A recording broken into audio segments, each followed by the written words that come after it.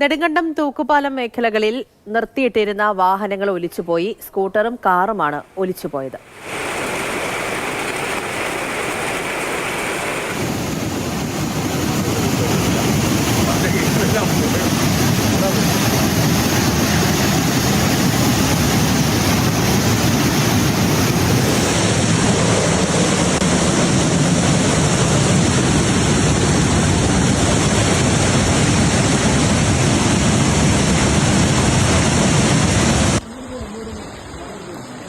JNS Raju വിവരങ്ങളുമായി ചേരുന്നുണ്ട്. Jain, good morning.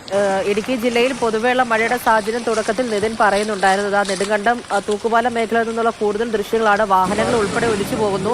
ഗുരുതരമായ അവസ്ഥയാണോ കാലാവസ്ഥ?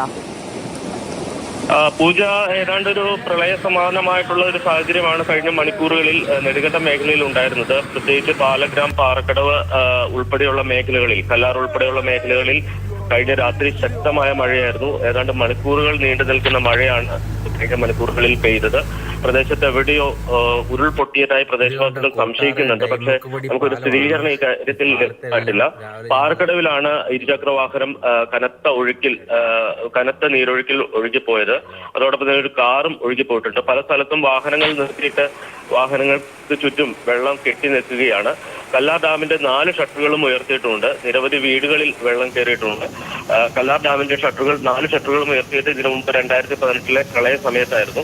അപ്പൊ അത്രയും അതിന് സമാനമായിട്ടുള്ളൊരു അവസ്ഥയാണ് ആ മേഖലയിൽ ഉള്ളത്. മറ്റ് അനിഷ്ട സംഭവങ്ങൾ, ജീവനഹാനി ഉൾപ്പെടെയുള്ള സംഭവങ്ങൾ ഉണ്ടായിട്ടില്ല, ഇതുവരെ റിപ്പോർട്ട് ചെയ്യപ്പെട്ടില്ല എന്ന ആശ്വാസം നൽകുന്ന ഒരു കാര്യമാണ്. പക്ഷെ കഴിഞ്ഞ മണിക്കൂറുകളിൽ ശക്തമായ മഴയായിരുന്നു. ഇപ്പോൾ മഴ അല്പം ശമനമുണ്ടായിട്ടുണ്ട്. ഇടുക്കിയുടെ എല്ലാ മേഖലയിലും ശക്തമായ മഴ ലഭിക്കുന്നു എന്നുള്ളതാണ് നമുക്ക് ലഭ്യമാകുന്ന വിവരം. രാജാക്കാട്, നെടുങ്കണ്ടം, കുമളി, ഇടുക്കി, ചെറുതോണി, ചേലച്ചോട്, മുരിക്കാശ്ശേരി, തൊടുപുഴ ഉൾപ്പെടെയുള്ള മേഖലകളിൽ കഴിഞ്ഞ മണിക്കൂറുകളിൽ അതിശക്തമായ മഴയായിരുന്നു. തൊടുപുഴ ഉൾപ്പെടെയുള്ള മേഖലകളിൽ മഴ ഇപ്പോൾ പൂർണ്ണമായും മാറി നിൽക്കുകയാണ്. പക്ഷേ ഈ ശക്തമായ മഴയെ തുടർന്നുണ്ടായ നീരൊഴുക്ക് ഇപ്പോഴും അവസാനിച്ചിട്ടില്ല.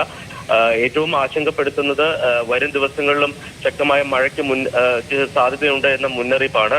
തുടർച്ചയായി ഇത്തരത്തിൽ മഴ പെയ്താൽ വലിയ അപകടങ്ങൾക്ക് സാധ്യതയുണ്ട്. ഏതായാലും കുമളി മേഖലയിലാണ് ആളുകളെ മാറ്റിപ്പാർപ്പിച്ചിരിക്കുന്നത്. ശരിയാണ്, ഗുരുതരമായ ഒരു അവസ്ഥയാണ്. കാലാവസ്ഥ പ്രശ്നമാണ്. പലയിടങ്ങളിലും നമ്മളിപ്പോൾ കാണുന്നത് പോലെയാണ് അവസ്ഥ. മറ്റൊരു വിവരം, മുല്ലപ്പെരിയാർ ഡാമിന്റെ റൂൾ കർവ് പിന്നിട്ടിട്ടുണ്ട് എന്നുള്ളൊരു വിവരം കൂടി വരുന്നുണ്ട്. Rule curve 137.75 അടിയായിട്ടുണ്ട്. വെള്ളത്തിന്റെ അളവ് 138 അടിയായിട്ടുണ്ട്. ഇന്ന് ഷട്ടറുകൾ തുറക്കുകയും ചെയ്യും. JNS രാജു ആണ് വിവരങ്ങൾ നൽകിയത്.